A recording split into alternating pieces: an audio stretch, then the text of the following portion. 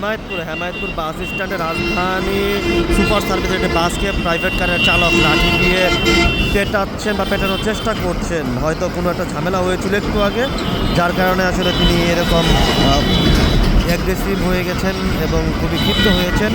আর চালকের সাথে বাদানুবাদে জড়িয়েছেন এবং চালকে বেশ মারমুখী।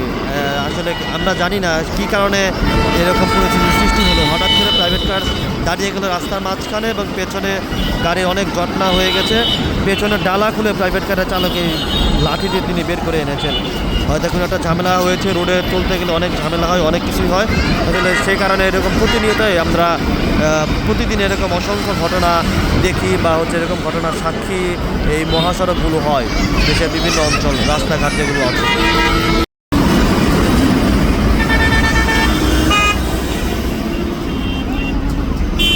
সাভারের হেমায়েতপুর বাস স্ট্যান্ডে রাজধানী সুপার সার্ভিসের একটি বাসকে প্রাইভেট কারের চালক লাঠি দিয়ে পেটাচ্ছেন বা পেটানোর চেষ্টা করছেন। হয়তো কোনো একটা ঝামেলা হয়েছিল একটু আগে, যার কারণে আসলে তিনি এরকম অ্যাগ্রেসিভ হয়ে গেছেন এবং খুবই ক্ষিপ্ত হয়েছেন।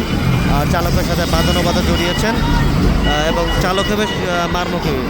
আসলে আমরা জানি না কী কারণে এরকম পরিস্থিতির সৃষ্টি হলো। হঠাৎ করে প্রাইভেট কার দাঁড়িয়ে গেল রাস্তার মাঝখানে এবং পেছনে গাড়ি অনেক জটলা হয়ে গেছে।